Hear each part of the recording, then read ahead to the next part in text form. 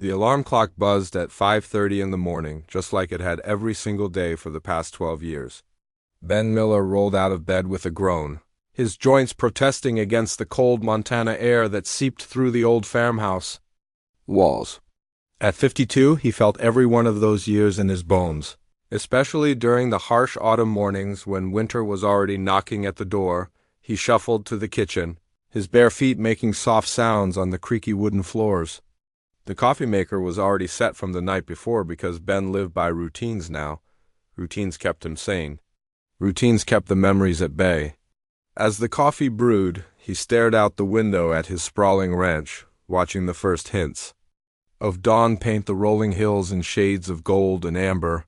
2,000 acres of Montana wilderness stretched out before him. Once upon a time, this view had filled him with pride and joy. Now it just felt like a responsibility, a burden he carried alone. His cattle were scattered across the distant pastures, dark shapes moving slowly through the morning mist. They depended on him, and that dependence was both a blessing and a curse. Ben poured his coffee into the same chipped blue mug he had used for years. His late wife Lucy had bought it for him at a local craft fair, back when they used to do things like that together. Back when laughter filled these empty rooms and the future seemed bright and endless. But that was before the accident, before everything changed, before he learned that life could steal everything you loved in the blink of an eye. The border collie, Duke, wandered into the kitchen and sat by his feet, tail wagging hopefully. Duke was getting old too, his black and white fur now peppered with gray, but he was still the best ranch dog Ben had ever known.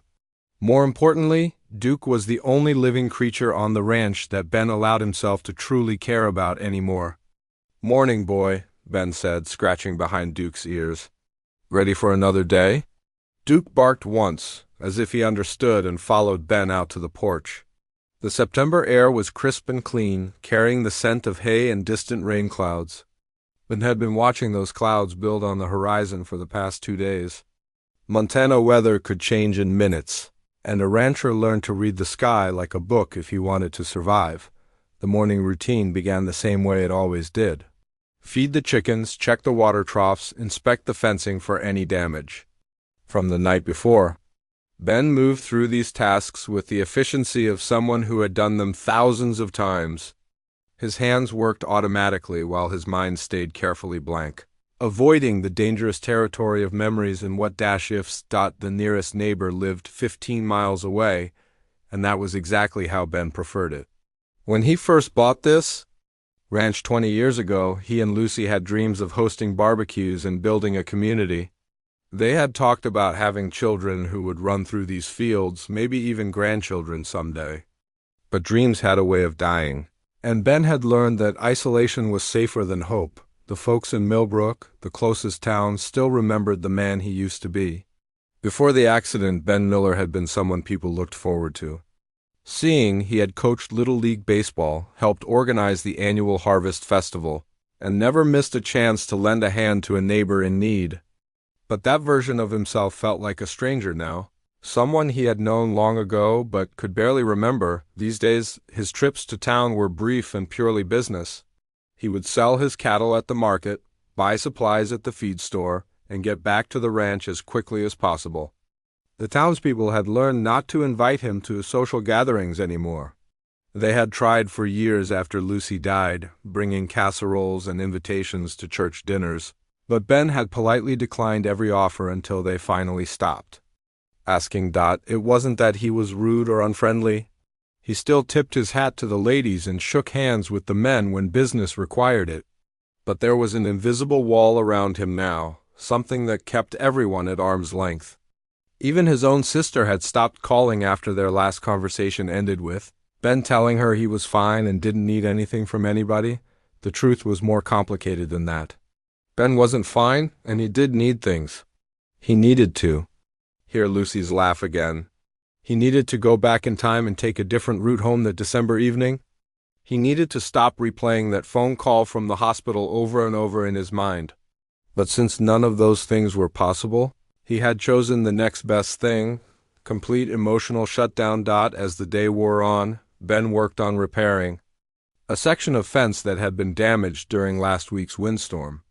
The physical labor felt good, kept his hands busy and his thoughts focused on something concrete and solvable. Unlike the problems that haunted his dreams, a broken fence could actually be fixed. Duke stayed close by, occasionally chasing a grasshopper or barking at a hawk circling overhead. The dog seemed to understand that his job was to be companionship without being demanding, presence without being intrusive. In many ways, Duke was the perfect friend for a man who had forgotten how to be around people. The afternoon brought the first real signs that the weather was about to change. The wind picked up, carrying the smell of rain from those distant clouds that were no longer quite so distant. Ben had lived in Montana long enough to recognize the signs of a serious storm brewing. The cattle were already moving toward the shelter of the trees. Following instincts older than civilization. As evening approached, Ben made his final rounds of the day. He checked that all the animals had access to shelter, secured anything that might blow away in high winds, and made sure the generator was fueled and ready in case the power went out. Storm preparation was second nature to him now, another routine that kept his mind occupied and his hands busy. Back in the house, Ben heated up a can of soup for dinner and ate it while standing at the kitchen window, watching the storm clouds build into towering thunderheads. The first drops of rain began to spatter against the glass, and he could hear the wind starting to howl around the corners of the old house. Duke whined softly and pressed against Ben's legs, sensing the approaching storm. Dogs could feel the change in air pressure long before humans could, and Duke had never liked thunderstorms. Ben reached down and patted the dog's head reassuringly. "It's okay, boy. Just another storm. We've weathered plenty of them before." But as Ben watched the lightning begin to flicker in the distance, something felt different about this particular storm. Maybe it was the intensity of the wind, or the way the rain was already coming down harder than usual, or maybe it was just the strange restlessness he had been feeling all day. Whatever it was, Ben couldn't shake the feeling that this storm was going to bring more than just rain and wind to his quiet ranch. He had no way of knowing, as he settled into his chair to wait out the weather, that his carefully constructed world of solitude was about to be shattered by the desperate plea of a stranger. He had no idea that before this night was over, everything he thought he knew about his future would change forever. The storm was coming, and with it, a test of the walls he had built around his heart. The storm hit with a fury that Ben hadn't seen in years. Rain hammered against the windows like bullets, and the wind howled through the trees with such force that even the sturdy old farmhouse seemed to shake on its foundation. Ben sat in his living room, nursing a cup of coffee and listening to the weather tear across his ranch. He had seen plenty of Montana storms, but this one felt angry. Like nature itself was throwing a tantrum. Duke paced nervously around the room, his claws clicking on the hardwood floor. Every few minutes, a particularly loud crack of thunder would send the dog scrambling under the coffee table, whimpering softly. Ben tried to reassure him with gentle words, but even he felt uneasy tonight. There was something electric in the air, something that made his skin crawl and his nerves stand on edge. Around 10 o'clock, the power flickered twice and then went out completely, plunging the house into darkness. Ben wasn't surprised. The old power lines that ran out to his remote ranch were always the first to go down in bad weather. He felt around for the flashlight he kept on the side table and clicked it on. Casting dancing shadows on the walls, the generator would kick in automatically in a few minutes. But Ben actually preferred the quiet darkness. It felt more honest. Somehow, more in tune with the chaos happening outside. He was just settling back into his chair when Duke suddenly jumped up and started barking frantically at the front door. "What is it, boy?" Ben asked, getting to his feet. Duke was spinning in circles now, barking with an urgency that Ben had never heard before. The dog ran to the door, then back to Ben, then to the door again, as if he was trying to communicate something important. Ben grabbed his shotgun from the rack by the door and his heavy rain jacket from the hook. Living alone on a ranch meant being prepared for anything, and something had clearly spooked Duke beyond just the storm. It could be a bear looking for shelter, or maybe one of his cattle had broken through a fence and was wandering too close to the house. the moment Ben opened the front door. The wind nearly knocked him backwards. Rain lashed at his face like icy needles, and he had to squint just to see a few feet in front of him. Duke bolted past him onto the porch, still barking wildly. But now he was focused on something specific near the ranch gate. Ben clicked on his flashlight and followed the beam through the driving rain.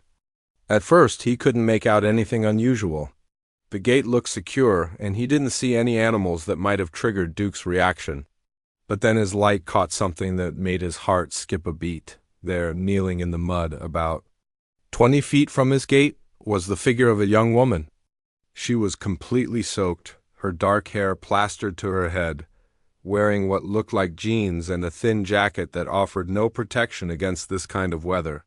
She had her arms wrapped around a small backpack, clutching it to her chest.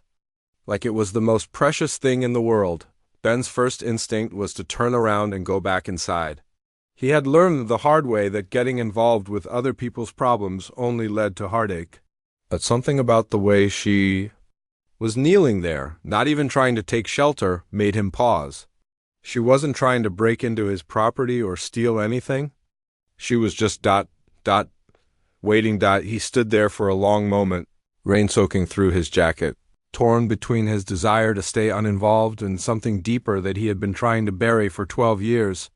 The woman hadn't even noticed his flashlight. Yet, she seemed to be in her own world of misery and desperation. Finally, against every instinct that had kept him safe in his isolation, Ben walked toward the gate. His boots squelched in the mud with each step, and the closer he got, the younger the woman looked. She couldn't be more than 20, maybe even younger.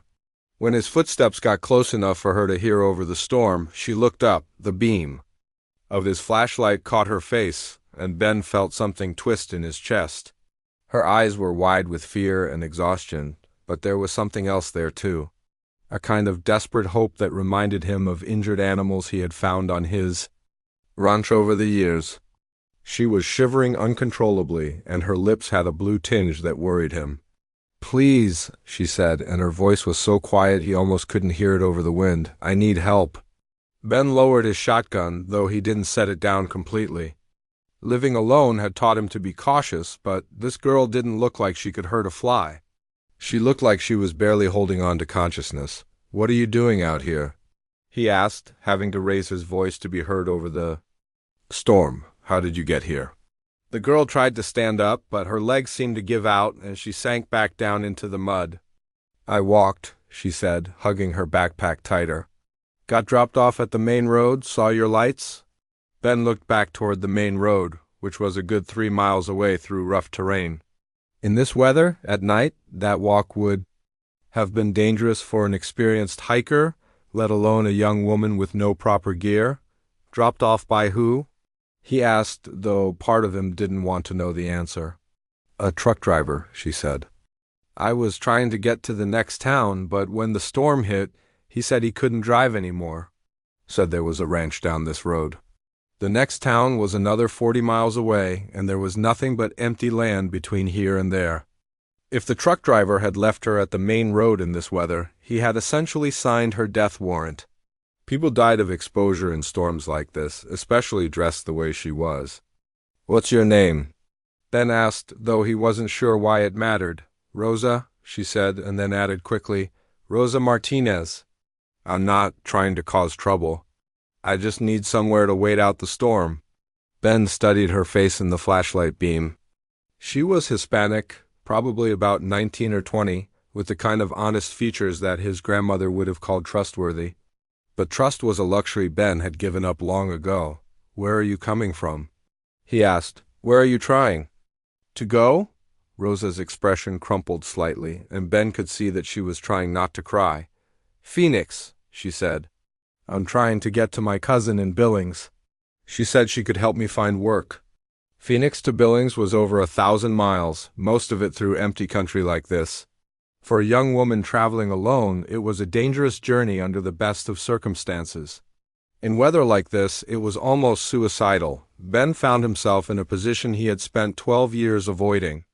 Standing in front of him was another human being who needed help, who was quite literally depending on his kindness to survive the night. Every rational part of his brain told him to point her toward the main road and wish her luck. But the storm was getting worse, not better, and she was already showing signs of hypothermia. Duke had stopped barking and was now sitting quietly by Ben's side, looking up at Rosa with what almost seemed like sympathy. Even the dog could see that this was a person in genuine distress, not a threat. "Please," Rosa said again, and this time her voice broke slightly. "I don't have anywhere else to go." Those words hit Ben harder than he expected. He knew exactly what it felt like to have nowhere to go, to be completely alone in the world with no one to turn to. The difference was that his isolation was self-imposed. Hers seemed to be born of desperation. Lightning flashed across the sky, illuminating the scene for a brief moment, and Ben made a decision that he knew would change everything. Against 12 years of careful emotional distance, against every wall he had built around his heart, he stepped forward and offered his hand to help Rosa to her feet. "Come on," he said, having to shout over the wind. "Let's get you inside before you freeze to death." As Rosa took his hand, Ben felt something he hadn't experienced in over a decade: the weight of responsibility for another person's well-being. It terrified him and stirred something long dormant in his chest at the same time. He had no idea that this moment of compassion would unravel everything he thought he knew about his carefully controlled life. Getting Rosa into the house was harder than Ben had expected. She was so weak from cold and exhaustion that she could barely walk, even with his support. Her whole body was shaking violently, and her teeth were chattering so hard he could hear them over the storm. By the time they reached the front porch, Ben was practically carrying her. Duke followed close behind, whimpering softly as if he understood that something serious was happening. The dog had always been sensitive to human emotions and right. Now he seemed to sense that this stranger needed help just as much as Ben did. Once inside, Ben guided Rosa to the couch in his living room and immediately went to work. He had dealt with hypothermia before, both in animals and in people, and he knew the signs. Rosa's skin was pale and cold to the touch, her lips were blue, and she was having trouble speaking clearly. She needed to get warm and dry, fast.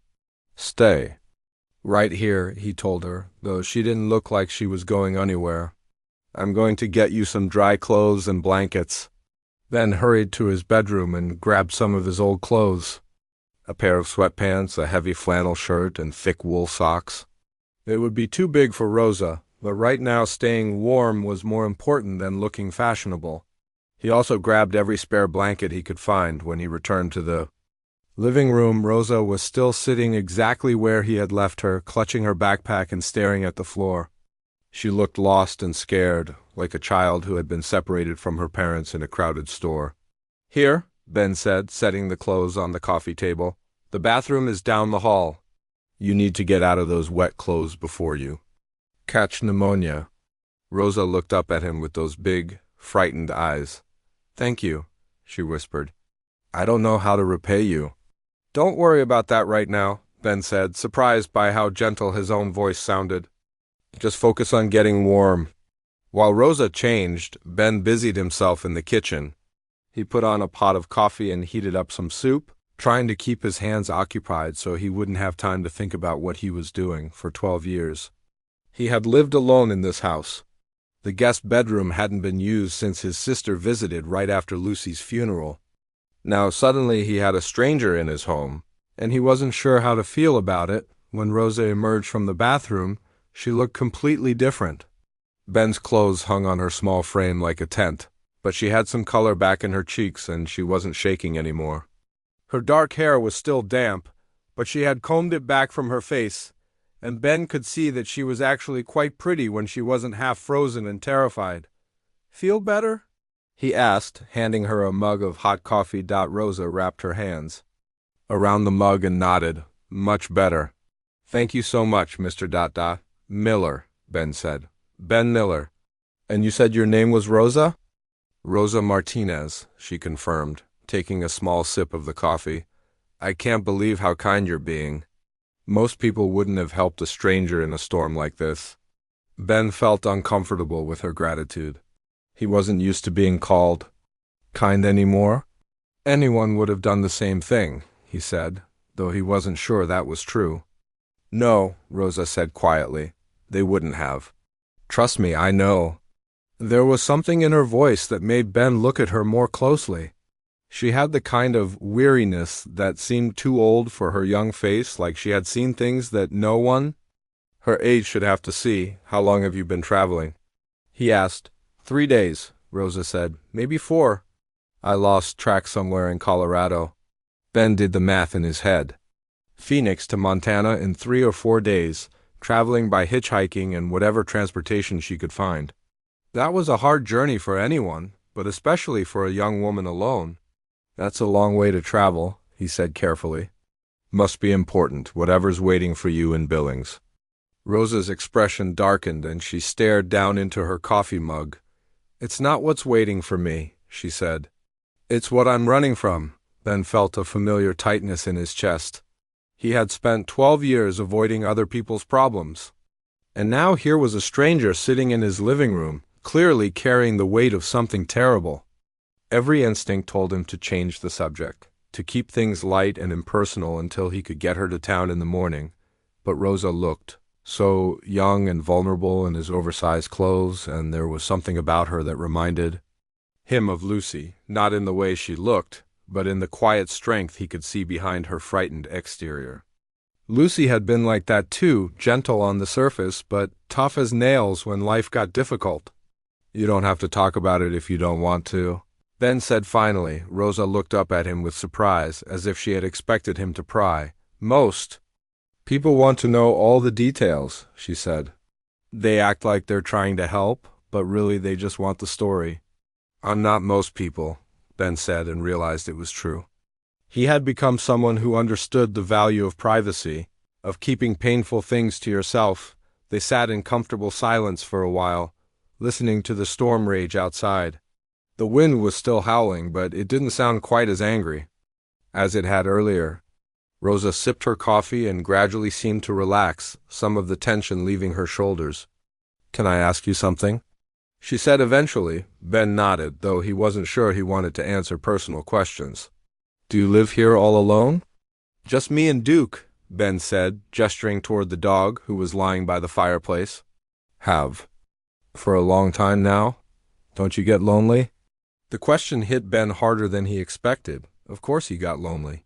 He had been lonely for 12 years, so lonely sometimes that he thought it might actually kill him.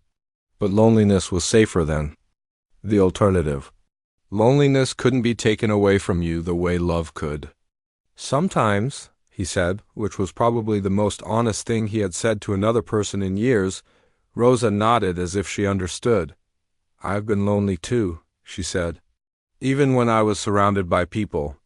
Sometimes being alone with someone who cares about you is better than being with people who don't. Ben looked at her with new interest. This girl was wise beyond her years, and he found himself wondering what had taught her such hard lessons so young. The storm should pass by morning, he said, changing the subject before it got too deep. I can drive you to town then, help you figure out your next step? Thank you, Rosa said. I know this is an imposition. I can sleep on the couch or even in the barn if you prefer. The guest room is fine, Ben said, surprising himself. It's been empty for a long time anyway. As if on cue, Rosa yawned deeply, and Ben realized how exhausted she must be. 3 days of traveling, probably not sleeping much, and then walking 3 miles through a storm. It was a miracle she was still conscious. Come on, he said, standing up. Let me show you where you can sleep. Ben led Rosa down the hall to the guest room, turning on lights as they went. The room was small but clean, with a double bed, a dresser, and a window that looked out over the ranch. He had kept it ready for visitors who never came, changing the sheets regularly out of habit more than hope. There are extra blankets in the closet, he said. Bathroom is right across the hall. If you need anything during the night, just holler. Rosa sat down on the edge of the bed and looked around the room. This is really nice, she said. Much nicer than some of the places I've stayed recently. Ben felt a pang of curiosity about what those places might have been, but he pushed it aside. Get some rest, he said. We'll figure everything out in the morning. As he turned to leave, Rosa called his name softly. Ben? He turned back to find her looking at him with tears in her eyes. "Thank you," she said. "I know you didn't have to help me, and I know having a stranger in your house probably isn't easy for you. But you might have saved my life tonight." Ben felt something shift inside his chest, a crack in the wall he had built around his heart. "Get some sleep, Rosa," he said gently. Back in his own room, Ben lay awake for a long time listening to the storm slowly fade away. For the first time in 12 years, there was another person sleeping under his roof, and he wasn't sure how that made him feel. Scared, certainly, but also something else he couldn't quite name, something that felt dangerously close to hope. 3 weeks had passed since that stormy night when Rosa first appeared at Ben's gate. What was supposed to be a temporary arrangement had somehow become routine. Rosa helped with the ranch work without being asked, cooked meals that filled the house with warmth and delicious smells, and slowly brought life back to rooms that had been silent for too long. Ben found himself looking forward to their conversations over morning coffee, listening to Rosa talk about books she had read or sharing stories about the animals on the ranch. She had a natural way with the cattle and horses, and even Duke had completely adopted her as part of the family. For the first time in 12 years, Ben didn't dread coming home to an empty house, but he could see that Rosa was still carrying something heavy. Sometimes he would catch her staring out the window with a worried expression, or she would suddenly go quiet in the middle of a conversation. She never talked about her family or why she had really left Phoenix, and Ben respected her privacy. He understood better than most that some wounds were too fresh to discuss. That morning started like any other. Ben was fixing a broken gate latch while Rosa hung laundry on the line behind the house. Duke was chasing butterflies in the yard, and everything felt peaceful and normal. Ben had almost convinced himself that maybe this was how things could stay. That maybe Rosa would decide to make the ranch her permanent home. That's when he saw the dust cloud on the horizon. Living this far from town, Ben could spot approaching vehicles from miles away. The dust plume was moving fast, too fast for someone just passing through. His stomach tightened with an instinct he had learned to trust over the years. This wasn't a friendly visit. "Rosa," he called out, his voice sharp with concern. "Come here." She looked up from the laundry, saw his expression, and immediately dropped the shirt she was holding. Without asking questions, she hurried over to where he stood by the fence. "What is it?" she asked, but Ben could see she already knew. Her face had gone pale, and her hands were shaking slightly. "Someone's coming," Ben said, pointing toward the dust cloud. 3 vehicles, moving fast. You know who it might be? Rosa's face crumpled with fear and despair. "He found me," she whispered. "I thought I had more time." Ben felt a cold anger rising in his chest. Over the past 3 weeks, he had pieced together enough of Rosa's story to know that she was running from someone dangerous. She had mentioned a stepfather in Phoenix, someone who had made her life unbearable. Ben had hoped that distance and time would keep her safe, but apparently he had been wrong. "Get in the house," Ben said firmly. "Lock the doors and stay away from the windows." "Ben, you don't understand," Rosa said, grabbing his arm. "Carlos is dangerous. He's not going to just leave because you ask him to, and he's not alone." Ben looked at her seriously. "Neither am I." The vehicles were close enough now that Ben could make out the details. A big black pickup truck followed by 2 smaller cars, all of them kicking up dust as they raced down his private road. They weren't slowing down as they approached the house, which told Ben everything he needed to know about their intentions. Ben went inside and retrieved his shotgun from the gun cabinet, checking to make sure it was loaded. He also grabbed his cell phone and handed it to Rosa. "If things go bad, call 911, he said. "The sheriff's department knows where I live." Rosa was crying now, but she wasn't falling apart. Ben could see the same quiet strength in her that he had noticed that first night. She was scared, but she was also determined. "I'm so sorry I brought this to your door," she said. "I should have kept running." "You've got nothing to be sorry for," Ben said, and meant it. "This is your home now, and nobody's going to take you away from it." The vehicles pulled up to the house in a cloud of dust and noise. Ben stepped out onto his front porch, shotgun in hand but not raised. He wanted to appear calm and in control, even though his heart was pounding. 3 men got out of the trucks. The one in front was clearly the leader, a heavy-set man in his 50s with tattoos covering his arms and a mean look in his eyes. This had to be Carlos, Rosa's stepfather. The other 2 looked like hired muscle, younger guys who probably did whatever Carlos told them to do. "Afternoon," Ben said pleasantly, as if he was greeting neighbors who had stopped by for coffee. "You? Ben Miller?" Carlos asked, stepping forward with an aggressive swagger. "That's right. This is my property, and you're trespassing," Carlos laughed, but there was no humor in it. "I'm not here to cause trouble with you, old man.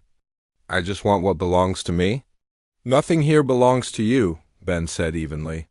"My stepdaughter Rosa is in that house," Carlos said, his voice getting louder. "She's a minor, and I'm her legal guardian. I've got every right to take her home." Ben knew that Rosa was actually 20 years old, not a minor, but he also knew that arguing legal details wasn't going to solve this problem. Carlos wasn't here because he cared about Rosa. He was here because he was angry that escaped his control. "Rosa's an adult," Ben said. "She can make her own decisions about where she wants to live." Carlos's face darkened with rage. "She's been filling your head with lies, hasn't she? Telling you stories about how mean old Carlos was to her? She's a liar and a thief, and she belongs with her family." "Even if that were true," Ben said, "she's not going anywhere she doesn't want to go." One of the younger men, clearly getting impatient, stepped forward and pulled out a knife. "Maybe we should just go in and get her ourselves." Ben raised his shotgun slightly, not quite pointing it at anyone but making sure they could all see it clearly. That would be a mistake. The tension in the air was thick enough to cut. Ben could feel sweat running down his back despite the cool autumn air. He had been in dangerous situations before during his time in the military 25 years ago, but this felt different. This time he wasn't just protecting himself. He was protecting someone he had come to care about. "Look, Miller," Carlos said, trying to sound reasonable, "I don't want any trouble with you. You seem like a decent guy. But Rosa is family, and family business is family business. Just let us take her home, and we'll be out of your hair." "She is home?" Ben said quietly. That's when Rosa surprised everyone. The front door opened, and she stepped out onto the porch beside Ben. She had stopped crying, and her face was set with determination. "Hello, Carlos," she said, her voice steady despite the circumstances. Carlos's expression changed when he saw her. There was anger there, but also something that looked like hunger. It made Ben's skin crawl. "There's my girl," Carlos said with fake sweetness. "You've caused a lot of trouble, Rosa. Your brother's been asking where you went." "Don't you dare talk about Diego," Rosa said, her voice getting stronger. "How is he? Is he safe?" "He's fine, but he misses his big sister. Come home with me and you can see him again." Ben could see the conflict on Rosa's face. She clearly cared deeply about her younger brother, and Carlos was using that love as a weapon against her. "I'm not going anywhere with you," Rosa said finally. "And when I'm ready, I'll come back for Diego, but not with you there." Carlos's fake smile disappeared completely. "You ungrateful little witch. After everything I've done for you and your brother, you're coming home whether you like it or not?" He gestured to his 2 companions, and they started moving toward the porch. That's when Ben made his decision. He stepped in front of Rosa and raised his shotgun, pointing it directly at Carlos's chest. "That's far enough," he said, his voice deadly calm. The 2 younger men stopped moving, but Carlos kept talking. "You're making a big mistake, Miller. You don't know what you're getting involved in." "I know enough," Ben said. "I know Rosa's an adult who can make her own choices. I know she's not going anywhere she doesn't want to go. And I know you and your friends need to get off my property before someone gets hurt." For a long moment, nobody moved. Ben could hear his own heartbeat in his ears and feel Rosa's hand gripping his shoulder. Duke was growling softly from somewhere behind them. Then Carlos made the mistake Ben had been hoping he wouldn't make. He nodded to his men and said, "Take her." What happened next was over in seconds. The 2 younger men rushed the porch, but Ben was ready. 12 years of isolation hadn't made him soft, and his military training came flooding back. The first man went down hard when Ben's shotgun stock connected with his jaw. The second one hesitated just long enough for Ben to turn the gun on him. Carlos, seeing his backup failing, pulled out a pistol and pointed it at Ben. "Drop the gun, old man, or I'll drop you." That's when Rosa did something that surprised everyone, including Ben. She pulled out her cell phone and held it up so Carlos could see it.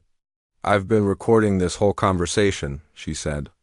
"Everything you've said, everything you've done. And I've got a whole lot more recordings from back in Phoenix.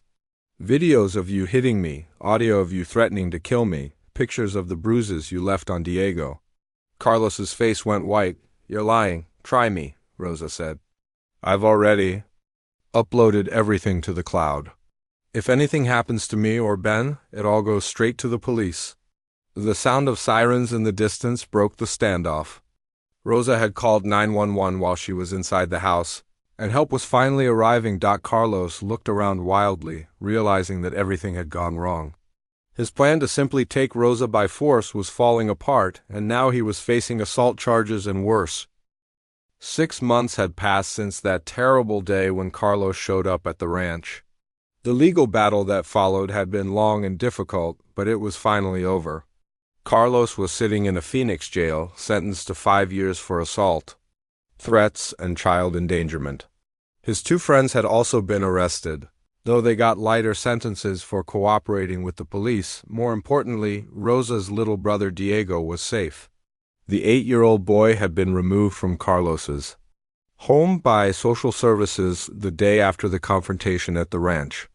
Rosa had been granted legal custody, and for the past 2 months, Diego had been living at the ranch with her and Ben. Ben stood on his front porch, watching Diego chase Duke around the yard while Rosa hung laundry on the line. The sight still amazed him sometimes. A year ago, this ranch had been silent except for the wind and the cattle. Now it was filled with laughter, conversation, and the happy chaos that came with having a child around. Diego had been scared and withdrawn when he first arrived, jumping at loud noises and flinching whenever adults moved too quickly. But children were resilient, and the peace and safety of the ranch had worked its magic. Now Diego was a normal, energetic 8-year-old who loved helping with the animals and asked a million questions about everything he saw. "Ben, watch this." Diego called out and proceeded to do a cartwheel that was more enthusiasm than technique. "Very impressive," Ben called back, and he meant it. 6 months ago, he never would have imagined himself cheering for a child's cartwheels. The man he had been then wouldn't have recognized the man he was now. Rosa walked over and sat down on the porch step beside him. She looked different too, healthier and happier than when she had first knelt at his gate in the rain. The fear was gone from her eyes, replaced by something that looked like contentment. "The lawyer called this morning," she said. "All the paperwork is finalized. Diego is officially mine now." Ben nodded, feeling a sense of satisfaction at the news. "How does it feel?" "Scary," Rosa admitted. "I'm only 20. Most people my age are in college, worried about tests and homework. I'm responsible for raising a little boy." "You're doing a good job," Ben said, and he meant it. Rosa had proven herself to be patient, loving, and surprisingly wise when it came to helping Diego heal from his trauma. "I couldn't do it without you," Rosa said quietly. "I hope you know that." Ben felt uncomfortable with praise, even after all these months. "You're stronger than you think." They sat in comfortable silence for a while, watching Diego teach Duke how to play fetch with a stick. The dog was being incredibly patient with the boy, letting him throw the stick badly and still bringing it back with enthusiasm. "I've been thinking," Rosa said eventually, "about what happens next," then felt his stomach tighten. This was the conversation he had been dreading. For months, he had been waiting for Rosa to announce that she and Diego were ready to move on, to start their new life somewhere else. He had told himself he would be happy for them when that day came. But the truth was that the thought of going back to living alone terrified him. "What do you mean?" he asked, trying to keep his voice neutral. "Well, Diego's going to start school in the fall, and I need to think about getting a real job. I can't keep letting you support us forever. You're not letting me do anything, Ben said firmly. You earn your keep around here 10 times over. This ranch hasn't run this smoothly in years. That was true. Rosa had turned out to have a natural talent for ranch management. She kept the books, organized the supply orders, and had even suggested improvements that had increased their profits. She had also taken over most of the cooking and cleaning, transforming the house from a bachelor's cave into a real home. I know, but it's not fair to you, Rosa said. You didn't ask for any of this. You were living peacefully by yourself, and then I showed up and turned your whole life upside down. Ben looked at her seriously. Rosa, do you think I'm unhappy with how my life has changed? She seemed surprised by the question. I don't know. Are you? Ben took a deep breath. This was the kind of emotional conversation he had spent 12 years avoiding, but Rosa deserved honesty. When Lucy died, he said slowly, I thought my life was over. I thought the only way to survive was to shut everyone out, to never let myself care about anyone again. For 12 years, I lived like a ghost, just going through the motions. Rosa listened quietly, not interrupting. Then you showed up in that storm, Ben continued, and everything changed. Not all at once, but gradually. You and Diego brought this place back to life. You brought me back to life. Rosa's eyes were getting misty. Ben ... I'm not finished, he said gently. What I'm trying to say is that I don't want you to leave. I want you and Diego to stay here permanently. Not as guests, not as charity cases, but as family. Rosa wiped her eyes with the back of her hand. Are you sure?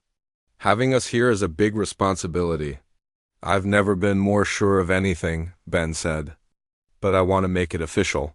I want to add your name to the deed of this ranch. I want you to be my partner, not just in running this place, but in owning it. Rosa stared at him in shock. Ben, I can't accept that. This ranch is worth a fortune. Money doesn't mean anything if you don't have people to share it with, Ben said. Besides, you've already proven you can run this place better than I can. And Diego needs stability, a place he can call home without worrying about it being taken away. Diego came running up to them, Duke at his heels. Rosa, Ben, look what I found. He held up a shiny rock that was probably just quartz, but his excitement made it seem like a precious gem. That's beautiful, Diego, Rosa said, taking the rock and examining it seriously. Where did you find it? By the creek, Diego said proudly. I'm going to start a collection. Ben, will you help me build a display case for my rocks? Of course, Ben said, ruffling the boy's hair. We can work on it this weekend. Diego beamed and ran off to find more treasures, Duke following faithfully behind him. See what I mean? Ben said to Rosa. This is what a family looks like. Rosa was crying openly now, but they were happy tears. I never thought I'd have a real family again, she said. After Mom died and Carlos took over, I thought Diego and I would always be running, always looking over our shoulders. Those days are over, Ben said firmly. This is your home now, for as long as you want it to be. Rosa threw her arms around Ben in a hug that he returned awkwardly at first, then with growing warmth. It had been so long since he had hugged another person that he had almost forgotten how good it felt. Thank you, Rosa whispered, for everything. For saving my life, for giving us a home, for becoming the father figure Diego needed. Then felt something break loose in his chest, something that had been frozen solid for 12 years. Thank you for saving mine, he said quietly, that evening. They sat on the porch after dinner, watching the sunset paint the Montana sky in shades of gold and pink. Diego was curled up between them, tired from a day of exploration and play. Duke lay at their feet, content to be surrounded by his pack. I have an idea, Rosa said suddenly. What if we expanded the ranch operation?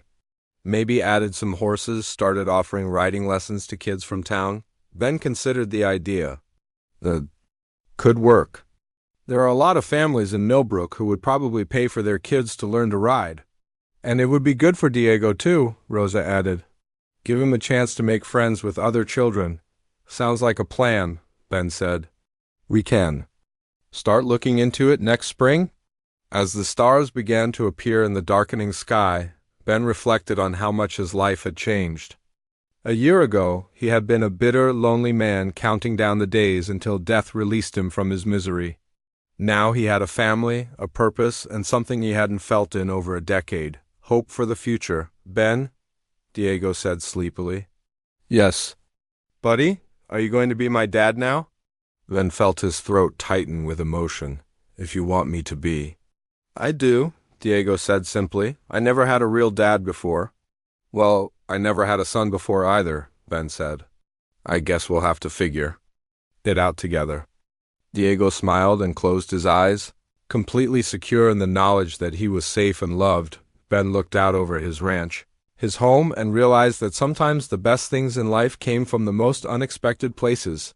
He had thought that storm 6 months ago was just bad weather, but it had brought him the greatest gift he could have imagined: a second chance at happiness, a second chance at love, and a second chance at being the man he was meant to be. The ranch was no longer a place of isolation and grief. It was a place of healing, growth, and new beginnings. And Ben couldn't wait to see what tomorrow would bring.